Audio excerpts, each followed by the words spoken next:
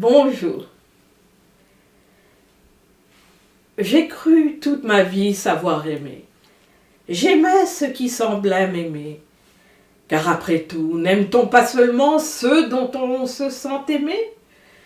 On croit aimer, mais en fait, on cherche à être aimé. Et pour cela, on est prêt à tout.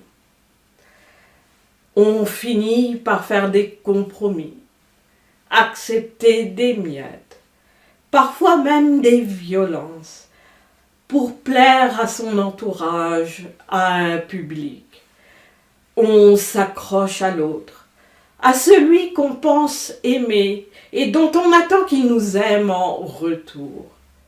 Mais plus on le connaît, ses différences, ce qui nous semble des failles nous deviennent visibles.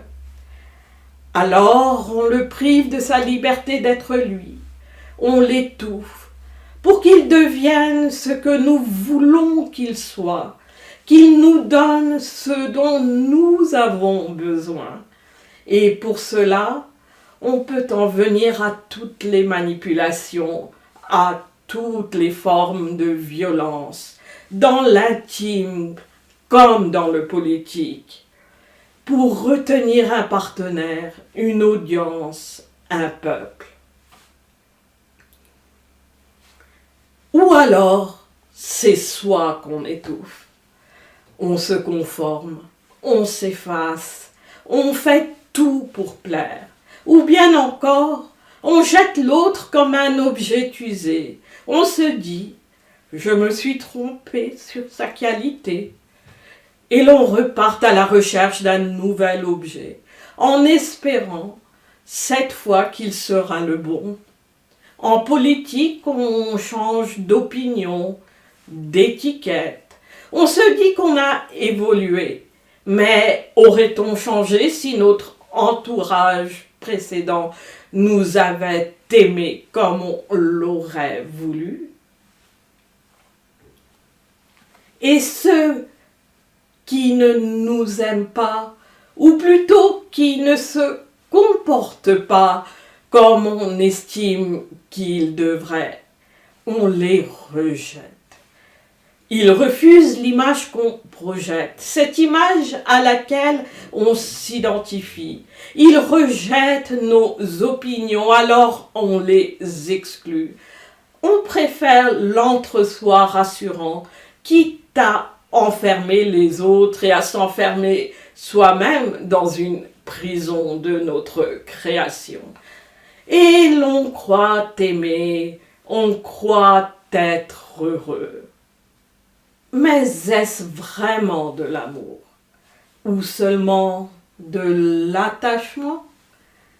On s'attache aux gens, aux croyances, à un Dieu auquel on se soumet, parfois par peur. On devient attaché aux biens, aux statuts, aux occupations.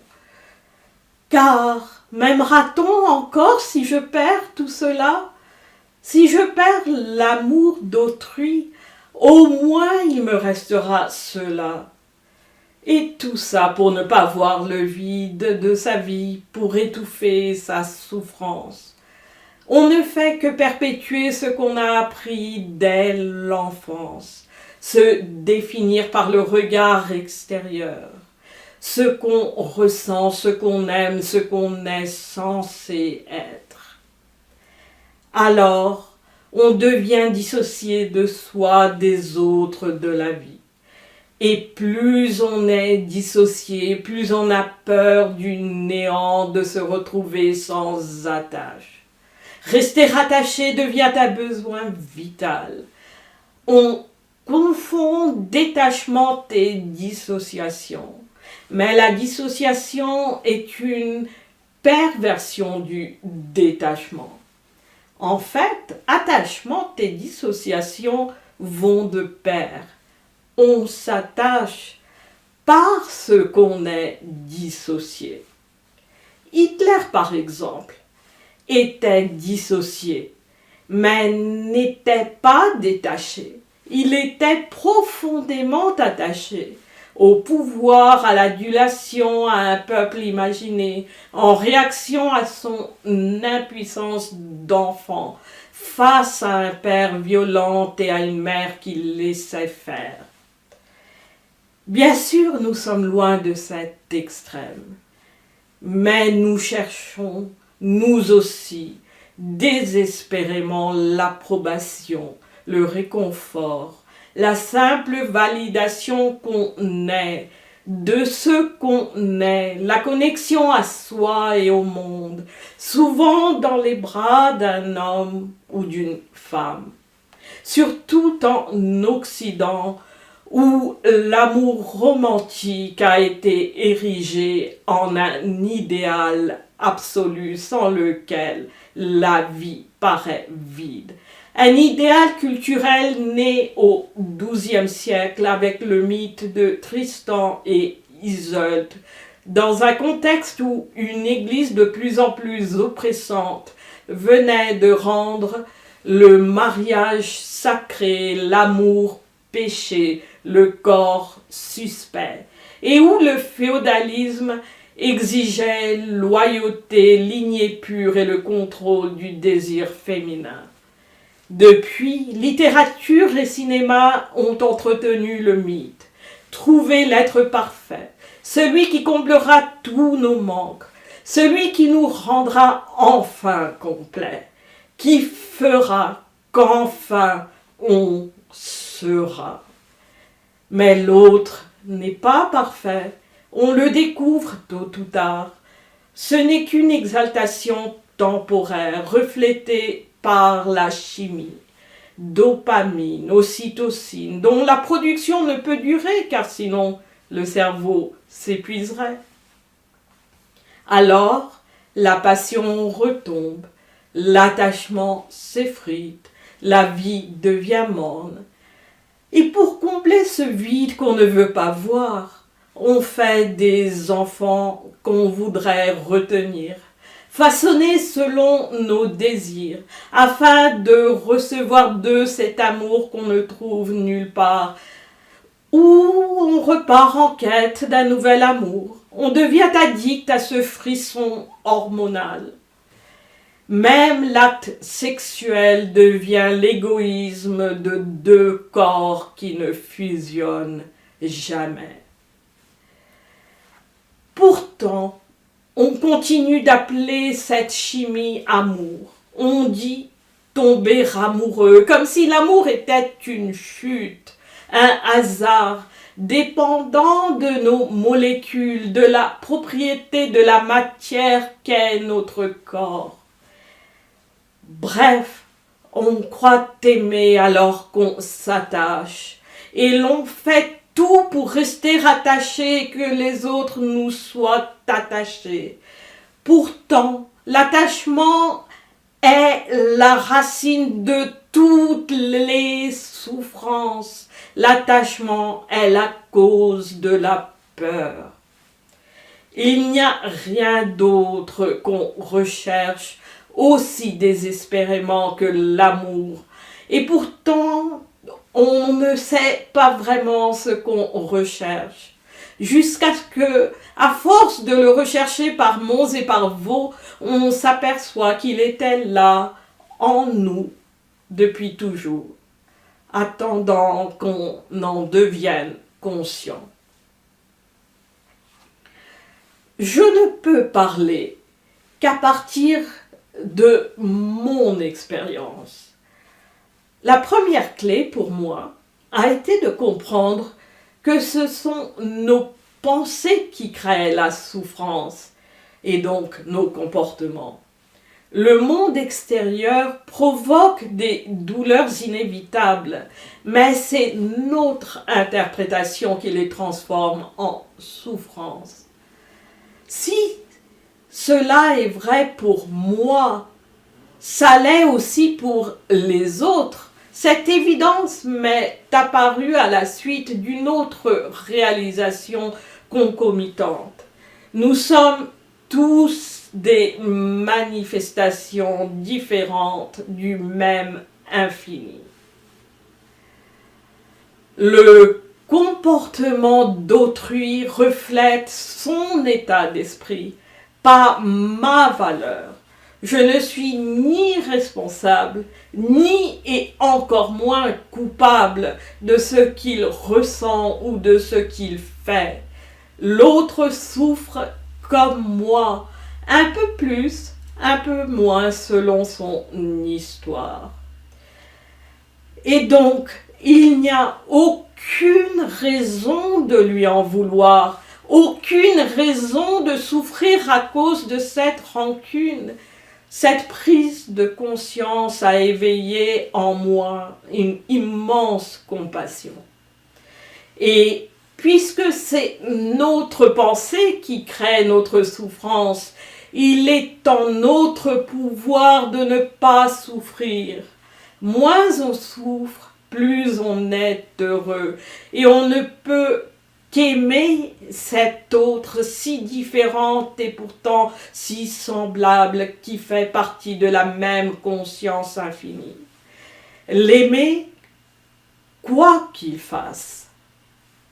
L'aimer inconditionnellement, d'un amour sans attente qui ne dépend pas de son comportement. Aimer conditionnellement, c'est aimer à condition que l'autre agisse selon nos désirs. C'est nier sa liberté, son authenticité, son rôle unique dans la grande symphonie du vivant.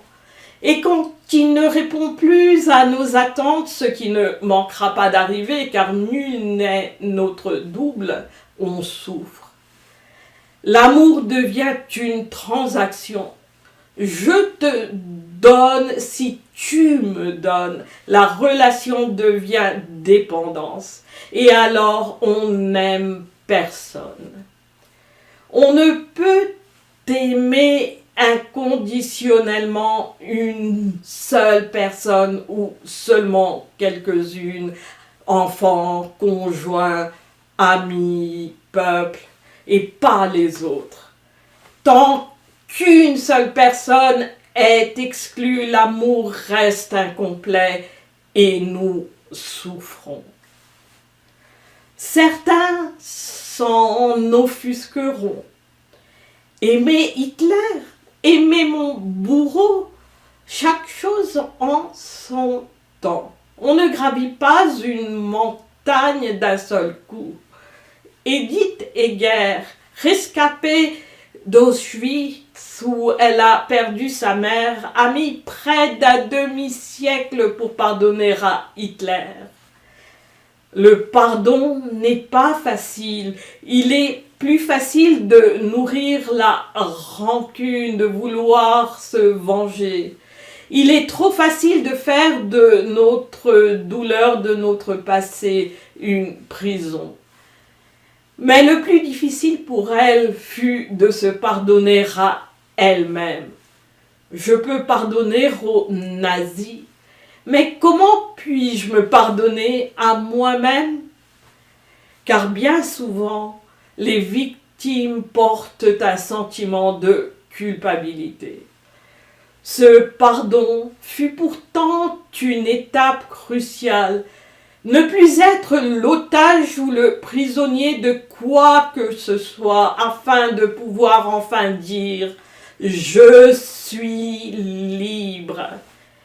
Mais lorsqu'on aime inconditionnellement, sans attente, sans attachement, sans séparation, alors le pardon n'est même plus nécessaire.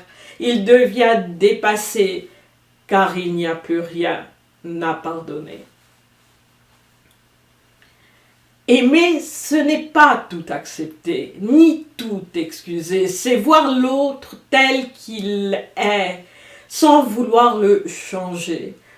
Nous sommes des manifestations distinctes de la même essence infinie, chacun avec son parcours, son caractère. C'est aussi ce que dit la Bhagavad Gita, ce n'est qu'en aimant sans haine qu'on peut, si nécessaire, prendre les armes. Car sinon on agit dans le rejet, donc dans la violence. De même, seule une action politique enracinée dans l'amour peut renforcer la liberté tout en posant des limites, sans nourrir les divisions, les violences. Comme une mère qui aime vraiment pose des limites à son enfant, non pour recevoir de lui un amour inconditionnel, non pour le modeler à son image, mais pour lui permettre de devenir pleinement lui-même. Aujourd'hui, je réalise que j'ai été aimée inconditionnellement. Et si parfois j'ai pris cet amour pour acquis, il m'a pourtant guidée silencieusement vers la reconnaissance de cette même capacité en moi. Cela dit, les chemins de l'amour sont escarpés et sinueux. On ne peut, je crois, les arpenter seul.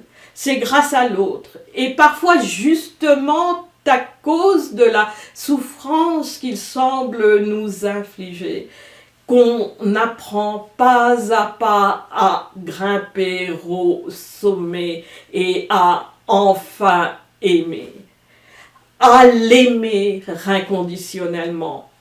Mais pour cela, il faut suivre l'amour lorsqu'il vous fait signe, croire en lui, comme le dit si joliment Khalil Gibran, même si sa voix fracasse vos rêves comme le vent du nord saccage les jardins, car comme l'amour vous coiffe d'une couronne, il peut aussi vous clouer sur une croix.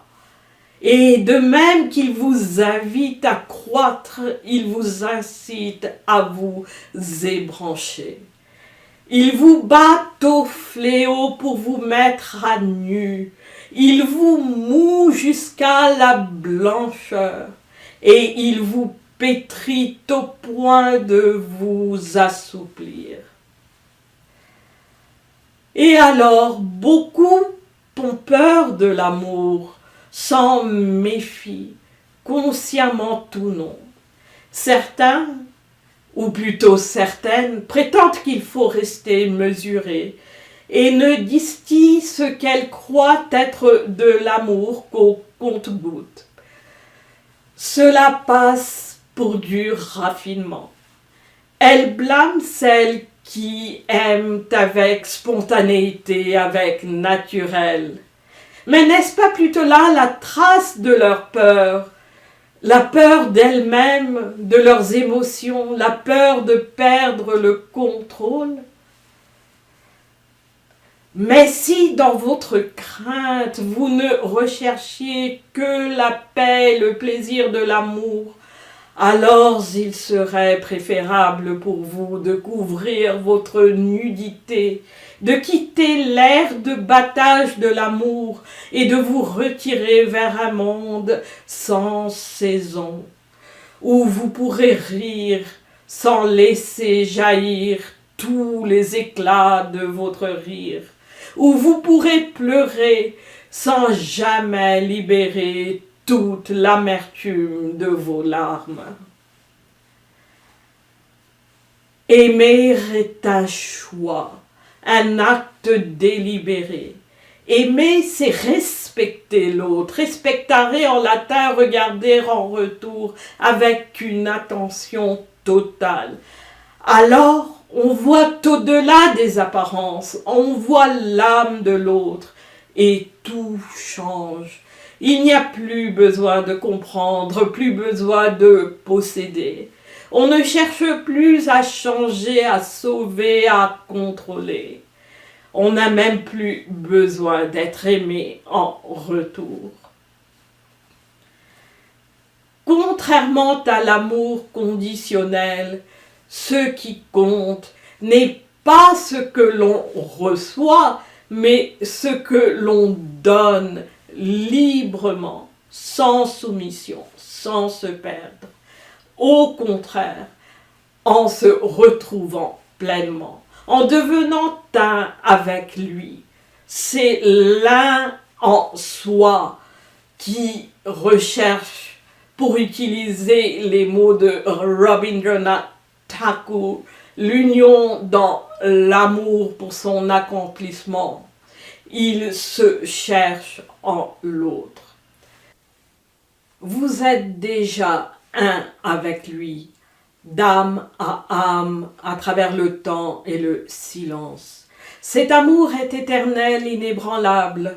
Il est une dévotion dans son sens le plus vrai, la paix de l'abandon de soi, non pas dans le renoncement, mais dans la soumission à la vérité, la seule, celle de l'amour. Une vérité si puissante qu'elle révèle celle de l'autre et vous fait réaliser que sa vérité est la vôtre. Et alors, toute peur, toute anxiété, toute souffrance se dissout. L'amour vous libère de l'illusion que quoi que ce soit d'autre puisse être plus important. Il vous permet de donner de votre meilleur à tous.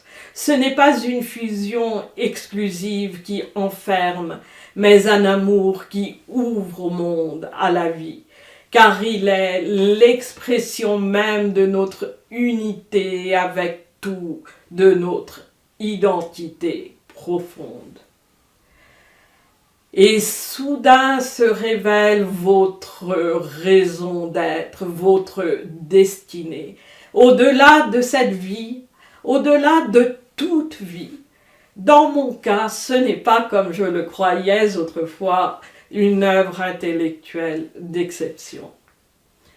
Ce n'est pas tant que les circonstances extérieures changent, mais notre perception, elle, se transforme, et alors c'est le monde qui change.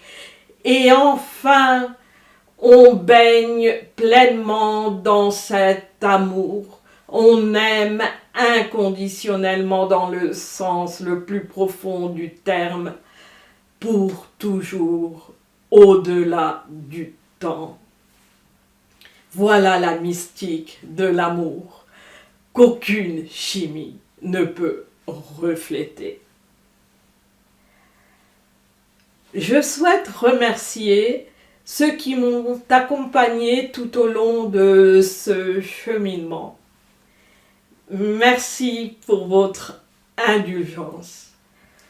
Dans les prochaines vidéos, nous reviendrons à des questions plus politiques. Car la non-dualité, essence même de notre être, a des conséquences profondes, personnelles, mais aussi politiques. Merci.